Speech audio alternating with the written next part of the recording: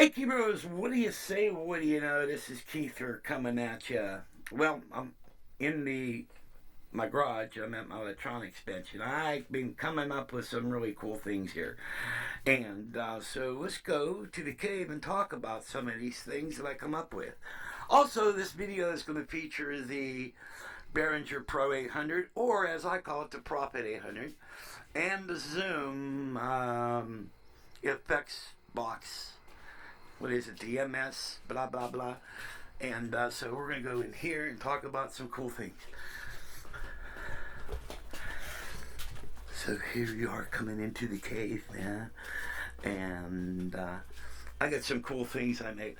Let me pull this sucker up here.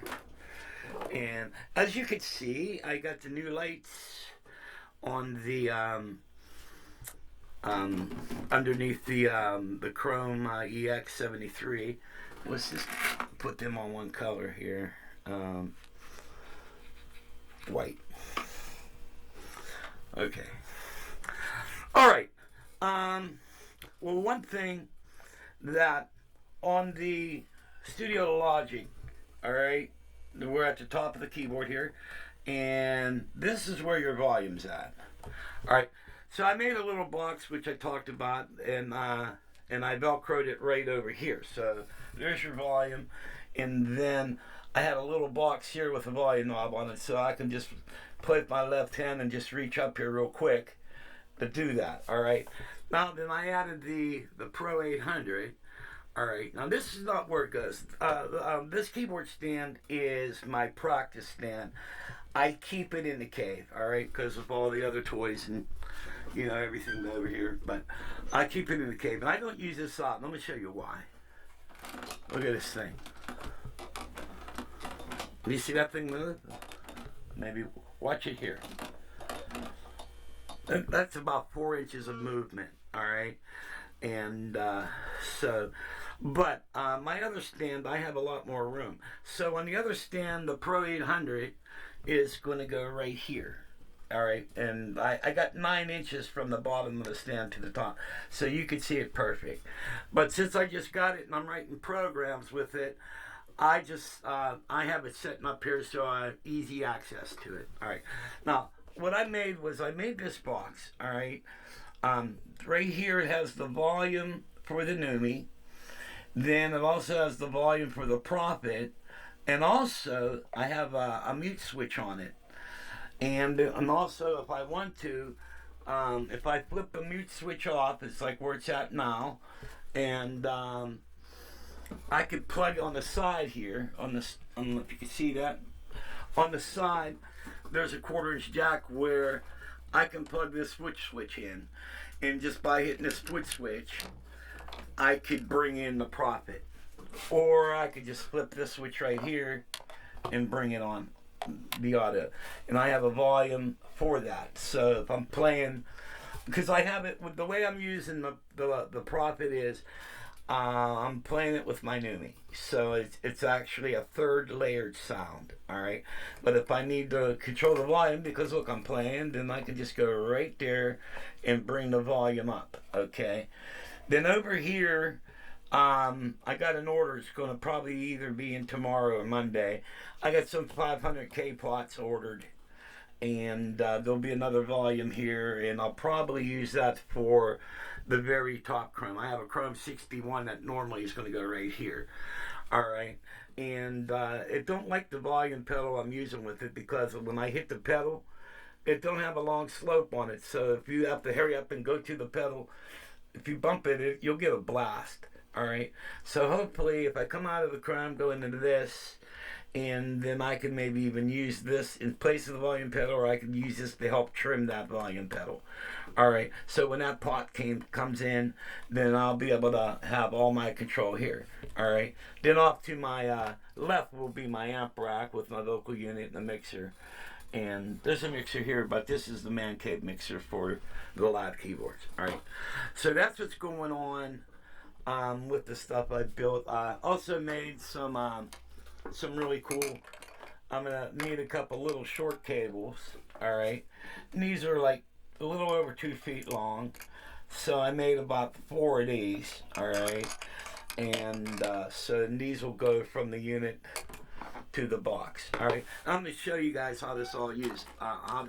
I'm going to put this on a stand, and now we're going to go into the Pro 800 and the Zoom. What is that? My eyesight's so bad, but here it is, the box. It's the Zoom. This is a really popular. Anytime you buy a synth, this is what they recommend to get with it. The Zoom MS70 CDR. All right. You could run up to 6 effects at one time with this. All right.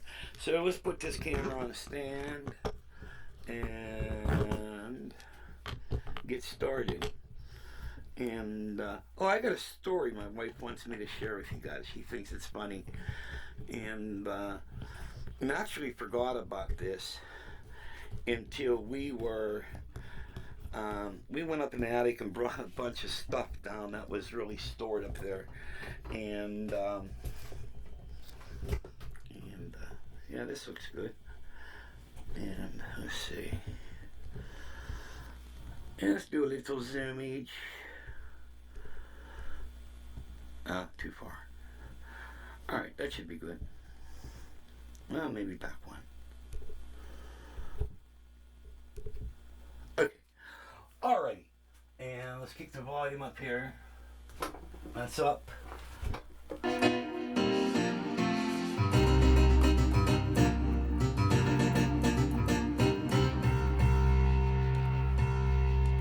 Okay, now I want to grab my bifocals.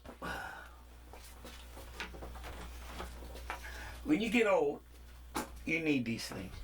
Alright? And that's why this box is like got a little yellow around it, so I can see it really good. I have a vision problem. Okay, as you can tell, nothing going on. Alright, so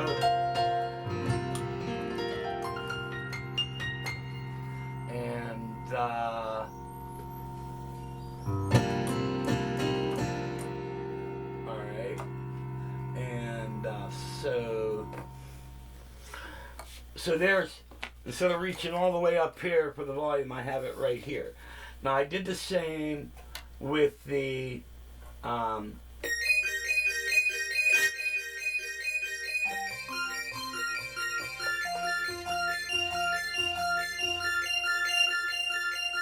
so I could do something like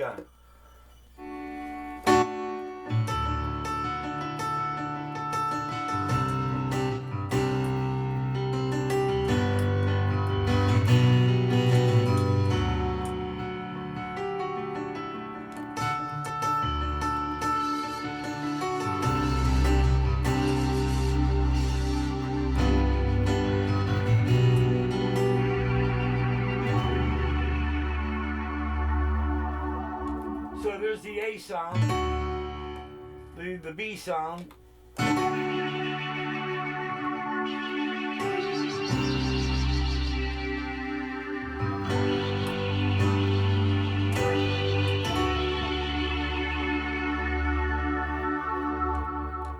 and let's bring that down a little bit.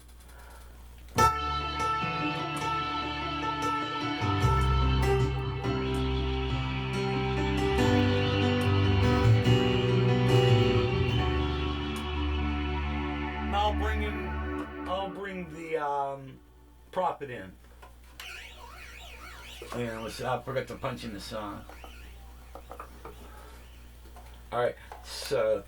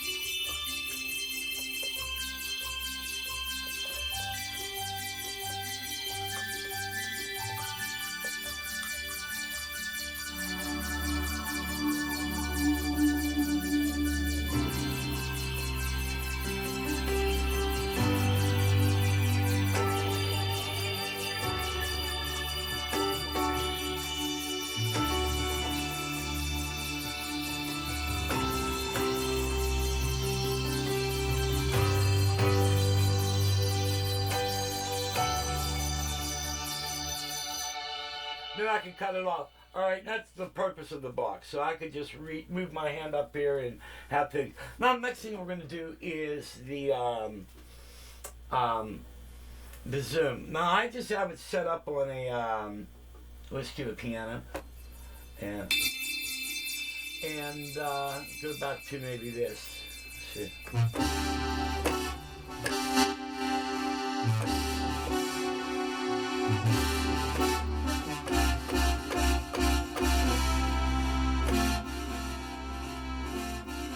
So there's various delays now. I don't really know this box a lot, and where's exit? Oh, here we go. And let's find maybe this one.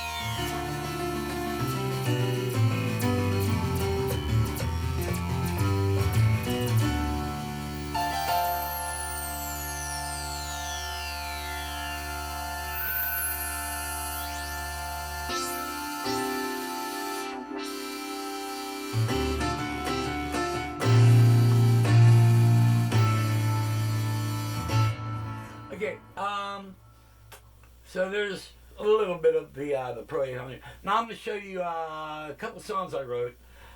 So in order to change banks, you hold down preset, and 1, 2, 3, 4 is basically A, B, C, D. All right, so think of A, A1, B, B2, you know, blah, blah, blah, cuckoo, cuckoo, cuckoo, cuckoo. All right, so you'll preset and hit 2, all right? And then we'll go 0, 0. And this is the first one I wrote, piano. All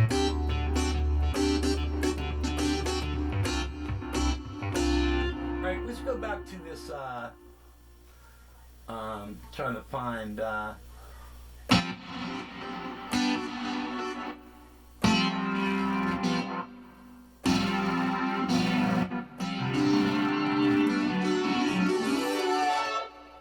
these are various.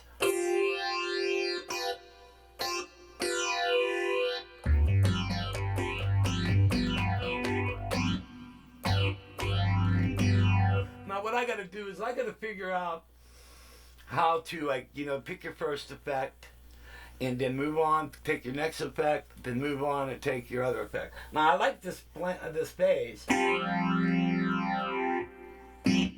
but I'd like a little bit more reverb with it.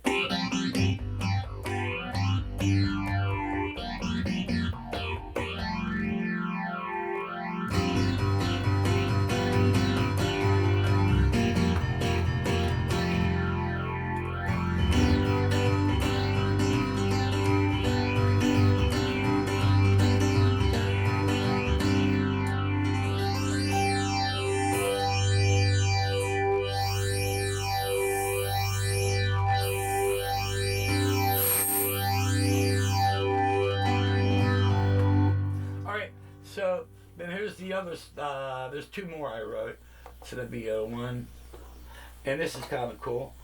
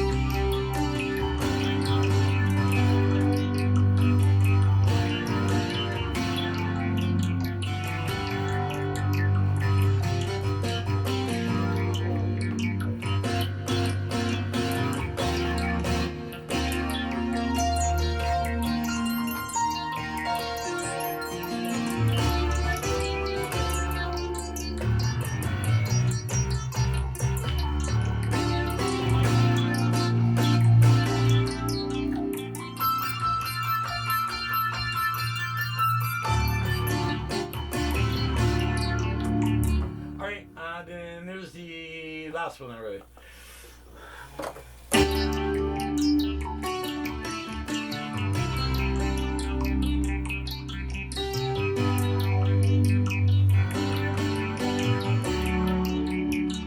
It's a little bit different than the other ones, and I'm going to have various things on that.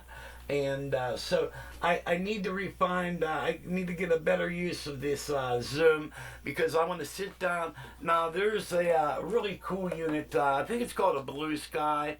Let me gather something here, I'll be right back. And I need my beverage. And yeah, there's a Blue Sky and a Big Sky. Now these are pricey. I think the Big Sky, I think that runs about $600, and the Blue Sky is about $360. All right, but for that amount of money, my God, you should really really hear what those units do. Now, this has some of the effects that I think the Blue Sky has on it. It's got like the shimmering reverb. It has that in it. It also has got other models. Remember the small stone phase shifter? It's got that in there, and they even call it small stone. And various MXR flangers and various other effects. They're in here. I have a whole list. It's on the computer. I like to. I should be able to print that out. And I would recommend that you, if you buy the Zoom box, go to the zoom.com and pull up the manual. That way it reads as a PDF file, and you could really, because it's only this big, it's the same, the manual is the same size as the stomp box, you know, because it's in the box. And that way you can blow it up the real big on your computer screen, you know. And but I like to copy all the various sounds they have in there. I just need to figure out how to work it, and because I've been spending a lot of time on this, and I got notes everywhere, man. I'd be like maybe sitting on my couch watching videos, and I got this, all right. Then I was on the computer and I was sitting down watching videos. Then I wrote these down, all right. Then another guy had a web page, so it was a .com page. And I went up there and copied this, all right? And I posted that up on Keyboard Talk. And it's got a lot of various stuff. So there's so much this unit does. But as the knobs, if you go into the parameters, that's another world. You got more stuff to do, all right? And so I don't think I got a, let's see, 3. Pull the piano down.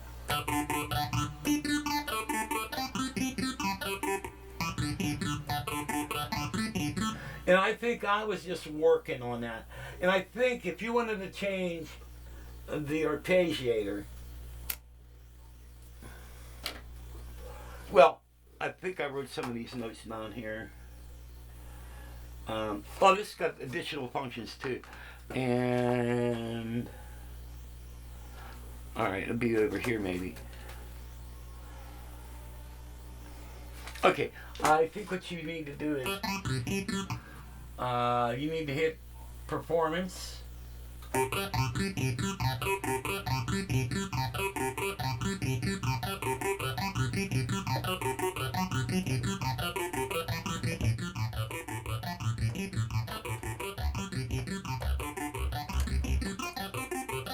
So you can speed it up. So I hit the performance, and the arpeggiator, and clock. Now I think if you go okay, arpeggiator.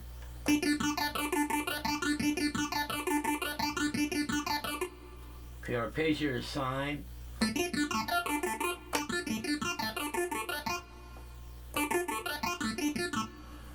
Oh, you need perf.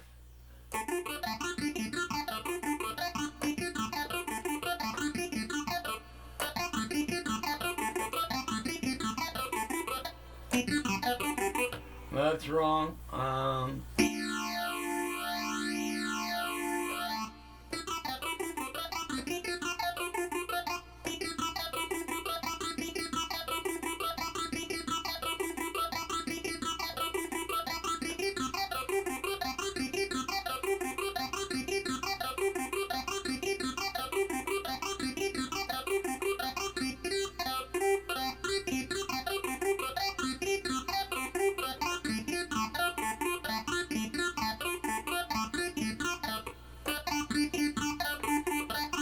Anyway, you got to figure out the right knobs to hit. I got it written down somewhere, but you can really affect your arpeggiator. You can bring it up, you can bring it down, you can bring it up and down. Then there's a couple other choices you can do with your arpeggiator. All right, and then to get back.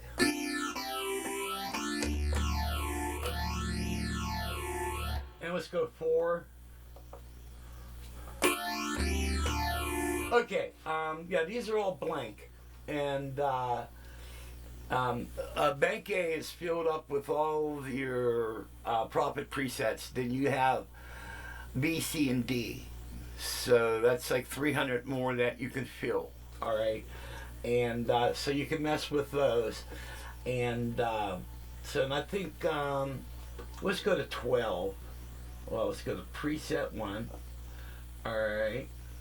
And 12 is, I think, where I left off. And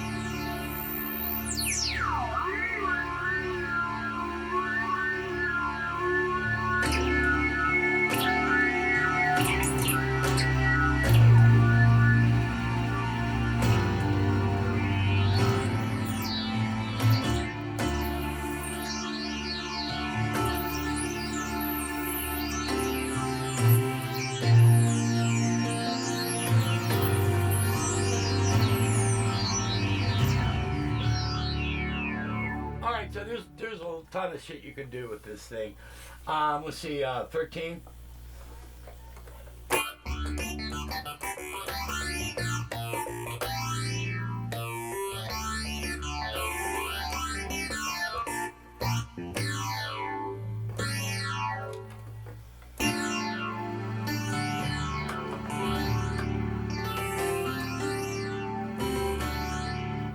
All right, so there's a bunch of other, I think from 11 to 77, I haven't covered yet. We had a couple here, but I'm not going to hit those right now. But there's a bunch. The trouble is, what makes these videos really long is I'll jump on the sound and I'll start mutilating it with this stuff, and then I'll do that for a while, then I'll get bored, then I'll finally move on to another sound, mutilate that a little bit, then, but these are some of the ideas I came up with. If you got other keyboards and would like to have your volumes like right here where you control them. Now these are all independent, they come from whatever and they go into this, then they come up here and they have their independent channels in the mixer. So you still have the independent tonal controls and everything, but it's just giving you an extra volume right here so you can.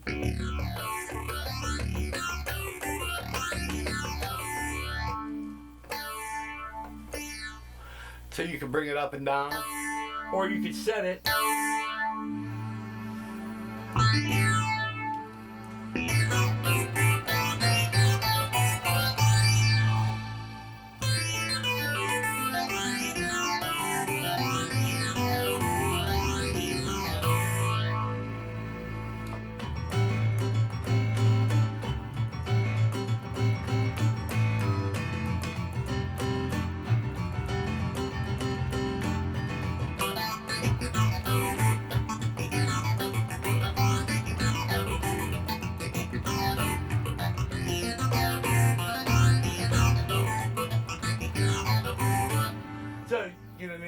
it's really cool, so you can mess around with that stuff. And oh wait a minute, let's do this.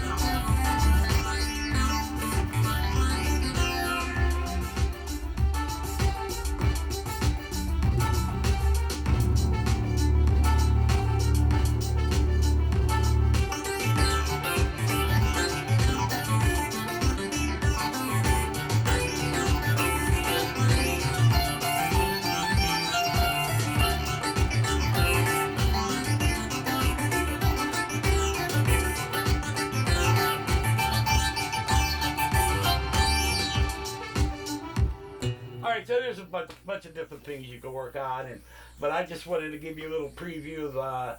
I call this the Kiefertron, and when my electronics come in, I'll have another volume that I'll be able to control the very top chrome, which is it's relaxing out in the garage right now, but I'm still busy working with this, and I got to figure this out. So, oh, and I promised you all a story, and so here's the story.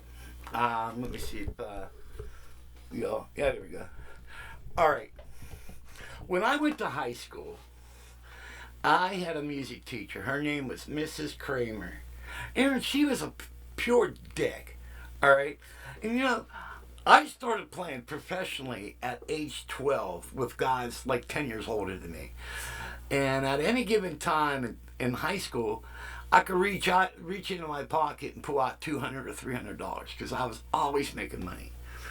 And this teacher had the goal, a music teacher yet, the goal. And wait a minute, I also grew up with two older brothers who were professional musicians. And my brother Don was a jazz player. So as I got older, Don started teaching me like raised, nines, 13s, and he was teaching me theory, even though I can't read music. All right, Paul McCartney can't read music. Look what he did. All right. Anyway, this teacher, because I couldn't read music, told me I would never get anywhere in music. All right, and I remembered that from 7th grade all the way up to senior. I remembered that. And then the first national act I went on tour with was with the Vogues. The Vogues were a 60s act. And they had 6 hits out. Turn Around, Look at Me, My Special Angel, 5 O'Clock World. Probably heard that on the Drew Carey show. My Special Angel, Turn Around, Look at Me, See You in September. There were 6 of them. They had 6 hits. And Turn Around, Look at Me, which was written by Glenn Campbell, that hit #1. They beat the Beatles out with that song. All right. So anyway, I'm touring with the Vogues. All right. So I'm going all over the country. I'm up in Denver. So I one day I'm just hanging out in my hotel room and I'm thinking of what that old crow, who just gets so mad, said to me. And so you know what? I went down and I bought a postcard. And I called home and I had my mom look up her address. And my mom gave me her address and she goes, "What?" I says, oh Mom, I just want to send her a postcard. She goes, "Oh, that's very nice of you." And so I would send the postcard and I went, "This is Keith B. Piazza. You remember me? I'm the one you said would never get anywhere with music. Well, I'm touring nationally with the Vogues. I'm in Denver, Colorado. I wish you were here." All right. And every place I would play, whether it be Gillette, Wyoming, or Fenwick Island, Atlantic City, Sawgrass, Marriott, and Jacksonville, Florida, or wherever we were, I would send her a postcard. And my wife used to think that was the funniest. Then when I got with, I did a small tour, Three Dog Night. Jimmy Greenspoon couldn't play with him for about 3 months because he was doing a show with Linda Ronstadt. So I came in as a hired gun to make up those 3 months until Jimmy can join the tour. All right. So I was with Three Dog Night for 3 months. Then also I worked with Frankie Valli in the Four Seasons. And I basically, I guess you can call it a B-line player. We were the guys that played behind stage. All right, there was me and another keyboard player, and we were doing all the horns and all the, like vibes, horns, strings, all the stuff you would hear on the albums that they couldn't reproduce, all right? Me and, what was his name? Another Italian guy. Spatafor was his last name. I can't remember his first name. But anyway, we would do all the background parts. So, I mean, there's 3 national acts right there I played with. Also, when I was down in Florida, I was in a band called Synergy in Jacksonville, which featured Banner Thomas, David Lee Beck, from Ollie Hatchet. We had Rick Hurricane Johnson, sax player he toured with Skinner, and he also toured with Drew Lumbar. And then we had a bunch of Ed King came and played with us for 2 weeks. Gary Rosington played with us for like a month. His wife came up and she sang with us for a while. It was just a bunch of all-stars. And I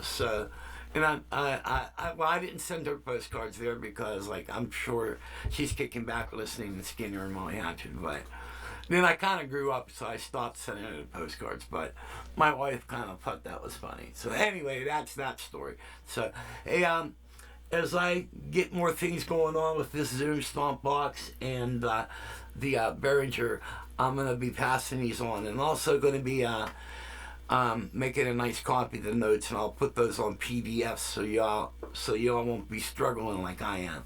You know, when you get older, I think your brain gets foggy, man, and it makes things really hard to do. I remember when I was younger, I used to fly around and stuff, but also I'm learning a lot. I'm learning more about synthesis and everything, and you know, I also have a Roland Gaia, which is kind of set up to similar, but this has 8 voices and the Roland Gaia has 64 voices. More fun. So anyway, hey, I ask God may bless, all right, and you all rock out until I see you again. God bless. Bye bye.